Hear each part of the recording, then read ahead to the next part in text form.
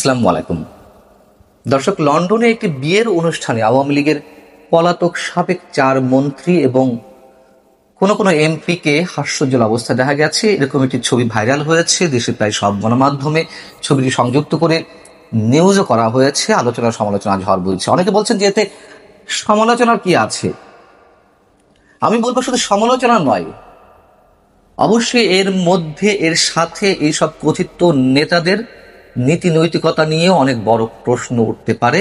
তাদের ভবিষ্যৎ রাজনৈতিক দৃষ্টিভঙ্গির পরিচয়ও আমরা এর মধ্যে পেতে পারি। বিষয়টি হচ্ছে যে লন্ডনে যুক্তরাজ্য আওয়ামী লীগের সাধারণ সম্পাদকের ছেলের একটি বিয়ের অনুষ্ঠান। সেখানে কারা উপস্থিত ছিলেন? সাবেক পররাষ্ট্রমন্ত্রী এবং আওয়ামী লীগের যুগ্ম সাধারণ সম্পাদক হাসান মাহমুদ ছিলেন, আওয়ামী লীগের প্রেসিডিয়াম মেম্বার এবং সাবেক মন্ত্রী আব্দুর রহমান, সাবেক নৌ পরিবহন প্রতিমন্ত্রী খালিদ মাহমুদ চৌধুরী, সাবেক বৈদেশিক কর্মসংস্থান বিষয়ক প্রতিমন্ত্রী শফিকুর রহমান চৌধুরী এবং একজন সাবেক এমপিও ছিলেন সিলেটের হাবিবুর রহমান। গত 5 আগস্টের পরে এই প্রথম এ ধরনের কোনো অনুষ্ঠানে একসাথে এরকম কয়েকজন মন্ত্রীকে দেখা গেল। এর আগে অবশ্য তাদেরকে দেখা গেছে কোথাও কোথাও, যেমন শেখ হাসিনার ভার্চুয়াল সমাবেশে তাদের কাউকে কাউকে দেখা গেছে, যুক্তরাজ্য আওয়ামী লীগের কিংবা যুক্তরাষ্ট্র আওয়ামী লীগের কর্মী সমাবেশে তাদের কাউকে কাউকে দেখা গেছে, ঈদের জামাতে দেখা গেছে। এগুলো নিয়ে কোনো আপত্তি নেই, কিন্তু একটি জাঁকজমকপূর্ণ বিয়ের অনুষ্ঠানে তাদেরকে এভাবে দেখা যাবে গেট টুগেদার করছেন, এই বিষয়টিতে খোদ যুক্তরাজ্য আওয়ামী লীগেরই নেতাকর্মীরা ক্ষোভ এবং হতাশা প্রকাশ করেছেন। তারা বলছেন, দেশে আওয়ামী লীগ এবং দলের বিভিন্ন অঙ্গ সংগঠনের নেতা কর্মীরা যখন জীবনের ঝুঁকি নিয়ে দেশের মধ্যেই পালিয়ে বেড়াচ্ছেন, কত পার্সেন্ট পালিয়ে যেতে পেরেছেন? আওয়ামী লীগের যে লাখো কোটি নেতাকর্মী রয়েছেন, 1%, 2%, 5%, খুব বেশি হলে লাখো কোটি নেতাকর্মী তো দেশে রয়েছেন। তারা জীবনের ঝুঁকি নিয়ে দেশে অবস্থান করছেন পলাতক অবস্থায়। সেই তাদেরকে এইভাবে রেখে এই যে আওয়ামী লীগের শীর্ষ পর্যায়ের নেতারা এইভাবে ফটো সেশন করছেন, তাদেরকে একটুও ভাবতে লজ্জা হয় না?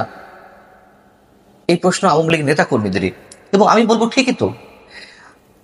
আমরা দেখছি যে আওয়ামী লীগের বিক্ষিপ্ত মিছিল বের হচ্ছে, ঝটিকা মিছিল বের হচ্ছে রাজধানী সহ দেশের বিভিন্ন স্থানে। সেখান থেকে পরবর্তীতে অনেকে আটক হচ্ছেন, গ্রেপ্তার হচ্ছেন, জেলে ঢুকছেন, মামলা মোকদ্দমার শিকার হচ্ছেন। শুধু মিছিল করতে গিয়ে মামলা মোকদ্দমার শিকার নয়, যে কোনো কারণে যে কোনো অজুহাতে তাদের অনেকে তো প্রতিনিয়ত হামলারও শিকার হচ্ছেন, রক্তাক্ত হচ্ছেন। আমরা দেখিনি যে ছাত্রলীগের একজন নেতাকে ছাত্র দলের কয়েকজন নেতা মিলে কিভাবে পায়ের নিচে ফেলে ইজি বাইকে করে সারা শহর ঘোরানো হচ্ছে। শুধু তাই নয়, আওয়ামী লীগের নেতাকর্মীদের অনেকের যাদের বাবা মা প্রয়াত হয়েছেন, তাদের কবরস্থানে পর্যন্ত তাদের সন্তানেরা নাকি যেতে পারছেন না দোয়াটুকু পর্যন্ত করতে। যেমন আগামী 27 এপ্রিল আওয়ামী লীগের সাবেক পররাষ্ট্রমন্ত্রী, সাবেক বর্ষিয়ান নেতা আব্দুস সামাদ আজাদের মৃত্যুবার্ষিকী। সেই দিনও তার পরিবারের সদস্যরা তাদের প্রিয়জনের কবর জিয়ারত করতে যেতে নাকি আতঙ্কের মধ্যে রয়েছেন। আর এই যে নেতারা প্রয়াত হয়েছেন বা যারা জীবিত আছেন, তাদের পরিবারের সব সদস্য তো আর রাজনীতির সঙ্গে জড়িত নন, তারপরও তাদেরকে নাকি গোয়েন্দার নজরদারিতে রাখা হয়। কবরস্থানে গেলেও নাকি সেখানে গোয়েন্দা সংস্থার লোকজন নজরদারি করে। এই যখন দেশের অবস্থা, এই নেতারা কিভাবে, কোন বিবেকের জায়গা থেকে তারা এই ধরনের অনুষ্ঠানে উপস্থিত থেকে হাস্যজ্জ্বল অবস্থায় ফটো সেশন করেন? তাদেরকে মিনিমাম কোনো ধরনের কমিটমেন্ট নেই দেশের প্রতি? না হোক, দেশের প্রতি কতটুকু আছে তা তো আমরা জানি। হাজার হাজার টাকা লুট করে, দুর্নীতি করে পালিয়ে বেড়াচ্ছেন। আর এই ত্যাগী, বঞ্চিত, যারা আওয়ামী লীগ বলতে পাগল, শেখ হাসিনা বলতে পাগল, তাদেরকে কতটা বিপদে ফেলে আপনারা এই অবস্থা আছেন, এতটুকু কুণ্ঠাবোধ করেন না? এর আগেও এ ধরনের নিউজ বেরিয়েছে যে দিল্লিতে কারা কারা অবস্থান করছেন, কলকাতায় কারা কারা অবস্থান করছেন, দামি ফ্ল্যাট ভাড়া নিয়ে, ডুপ্লেক্স ফ্ল্যাট ভাড়া নিয়ে তারা শপিং এ যাচ্ছেন, তারা আড্ডায় বসছেন, রেস্টুরেন্টে বসছেন, এগুলো নিয়ে কোনো কথা নেই। কথা নেই এই কারণে যে অনেকে বলছেন মানুষের ব্যক্তি জীবন বলে তো কিছু আছে, বিপদে পড়েছেন বিধায় তারা কি কোনো সোশ্যাল কোনো প্রোগ্রামে যেতে পারবেন না? অবশ্যই পারবেন, কোনো সমস্যা নেই, যদি দলটি স্বাভাবিক অবস্থা থাকতো। আর ব্যক্তি জীবন আর রাজনৈতিক জীবন তো এক কথা নয়। এইসব ছবি দেখে যে ত্যাগী নেতাকর্মীরা এখনো পর্যন্ত জীবন বাজি রেখে আওয়ামী লীগের জন্য ঝটিকা মিছিল বের করছেন, পুলিশি হামলা মামলার একেবারে দৃষ্টান্ত থাকা সত্ত্বেও, তাদের কাছে এই নেতারা কি জবাব দিবেন? তারা কি আরো হতাশ হয়ে পড়বেন না যে আমরা জীবনের ঝুঁকি নিয়ে শেখ হাসিনার জন্য, আওয়ামী লীগের জন্য এইগুলো করছি, আর সেই দলের শীর্ষ নেতারা এরকম ফুর্তিতে রয়েছেন, মজ মস্তি করছেন?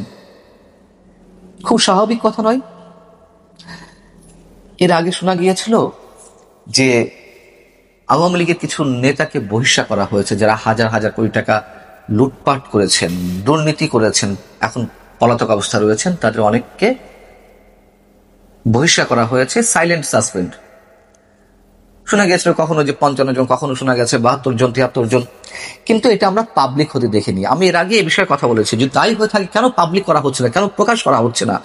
অন্তত আমি তো বিভিন্ন ধরনের খবরাখবরতে গিয়ে শুনেছি, দেখেছি যে তৃণমূলের নেতাকর্মীরা, বঞ্চিত নেতাকর্মীরা যারা চান যে শেখ হাসিনা ফিরে আসুক, যারা এখনো শেখ হাসিনার জন্য অনেক কিছু করতে প্রস্তুত, তার দৃষ্টান্ত দেখা যাচ্ছে। কিন্তু তাদের বক্তব্য হচ্ছে শেখ পরিবারের দুর্নীতিবাজ যে সব সদস্য রয়েছেন, যাদের কারণে দল ডুবেছে, যে সব দুর্নীতিবাজ সাবেক মন্ত্রী এমপিরা রয়েছেন, তাদেরকে বহিষ্কার করা হোক, তারা নতুনভাবে উজ্জীবিত হবেন। কিন্তু আমরা দেখছি যে না, কিছুই না, কিছুই হচ্ছে। অন্তত এটি করলে তো দলের নেতাকর্মীদের প্রতি একটা মেসেজ যেতই যে না, তোমাদেরকে আমরা মূল্যায়ন করার চেষ্টা করছি এইসব নেতাকর্মীদের ছেটিয়ে, অথবা দেশের মানুষকেও তো একটা মেসেজ দেওয়া যেত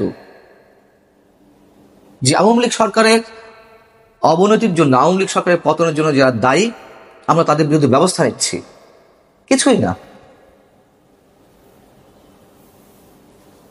এও শোনা গেছে দেশের বাইরে বিশেষ বিশেষ কারোর মাধ্যমে লবিস্ট নিয়োগ করতে, মামলা করতে যে একটা ফান্ড লাগে, সেই ফান্ডে এইসব নেতাদের অনেকে মিনিমাম কোনো ধরনের হেল্প করতে চাইছেন না, হাজার হাজার কোটি টাকা নিয়ে পালিয়েছেন, কিন্তু দলের জন্য 2 টাকা খরচ করতে চাচ্ছেন না। এই নেতাদের এখনো পর্যন্ত দলে রেখে লাভ কি? আর এই নেতারা নিশ্চয় ভবিষ্যতে রাজনীতি করবেন। রাজনীতি মানে আওয়ামী লীগ যখন সুসময় ফিরে পাবে, যদি কখনো আওয়ামী লীগ আবার সরকার গঠন করে, এরাই তো ঘুরে ফিরে আসবেন। কোন নীতি নৈতিকতার ভিত্তিতে, কোন ধরনের চক্ষু লজ্জার মানে ফেলে দিয়ে তারা এই ত্যাগী নেতাকর্মীদের সামনে এসে দাঁড়াবেন? দেশের কথা বাদই দিলাম। অতএব যারা বলছেন যে ব্যক্তি জীবনের স্বাদ আল্লাহ তো থাকতেই পারে, সৌজন্যতা রক্ষা করার বিষয় থাকতেই পারে, কিন্তু এরকম চরম ভয়ঙ্কর দুঃসময়ের লাখো কোটি নেতাকর্মীকে বিপদের মুখে ফেলে নয়। আমি বলছি না তাদেরকে খাওয়া দাওয়া সব ছেড়ে দিতে হবে, তাদের জীবনে অন্যান্য দৈনন্দিন সব কাজকর্ম থামিয়ে দিতে হবে, নিশ্চয়ই তা নয়। এটা তো সোশ্যাল মিডিয়ার যুগ, তাতে তো ভাবা উচিত ছিল অন্তত